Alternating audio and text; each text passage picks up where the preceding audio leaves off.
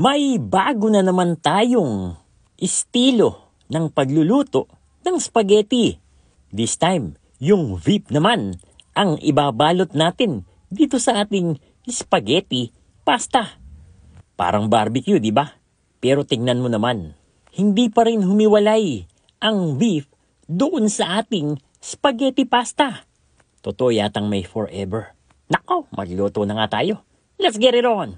Kalahating kilo ng ground beef na ating titimplahan ng salt, black pepper, garlic powder, at syempre, paprika. Kung wala ka niyan, wag mo nang lagyan. So gamit ang ating malinis na kamay, ay atin na itong hahaluin. Kailangan haluin natin ito ng mabuti para ma-distribute yung ating mga pampalasa dito. At nagdagay na nga ako ng konting mantika dito sa ating mga palad. Ito ay para hindi dumikit yung mixture natin. Yung dami ng karne na ilalagay ninyo, yun yung sakto para sa isang tao. Kaya kung ilan kayong kakain sa bahay nyo, bilangin ninyo at baka naman kulangin pa. So ang gagawin nga lang natin ay paiikutin natin itong ating beef dito sa portion ng spaghetti pasta. So para ka lang gumawa ng beef kebab o barbecue na beef. So ganyan lang, ulit-ulitin lang natin ito hanggang sa maubos natin yung mixture.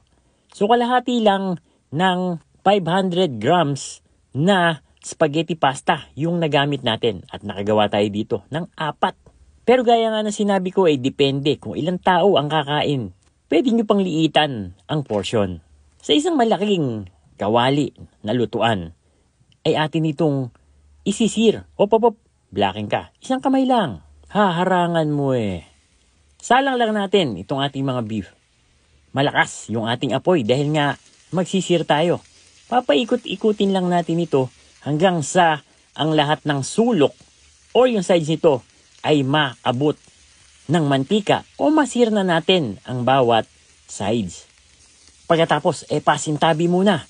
Bigyan natin ng daan at maglalagay tayo dito ng butter. So atin itong tutunawin dahil dyan na nga tayo maggigisa. So isa lang na natin ang sibuyas. Sunod mo na ang garlic. Halu-haluin ito hanggang sa mag-translucent itong ating sibuyas. Maglalagay na din ako dito ng mushrooms. Fresh button mushroom ang gamit natin dito. Ngayon kung wala kang fresh, pwede kang gumamit nung nasa lata. Masarap ang mushroom sa spaghetti. At this point, ilalagay na natin yung ating tomato sauce. Maglalagay na din tayo ng tubig. At palulubugin natin itong ating mga pasta para tuloy-tuloy na ang pagluluto para lumambot na din yung spaghetti noodles natin. Hintay lang natin kumulo at lalagyan na natin ito ng black pepper, garlic salt. Kung wala kang garlic salt, pwede namang salt at garlic powder. Chili powder, optional yan. At green bell pepper. Tikman ninyo kung okay na dahil hindi na natin ito bubuksan pa pag ating tinakpan. Lulutuin natin ito for 25 minutes sa mahinang apoy. After 25 minutes, dahil nga angel's hair lang ang gamit natin, mabilis lang maluluto yung ating mga pasta. Ilagay mo na ang paborito mong cheese at talaga namang magugutom ka sa amoy nito. And there you have it, KND Nation, mga kadadilicious. Ito yung ating version ng beef wrap spaghetti. Ang bago mong kagigiliwan.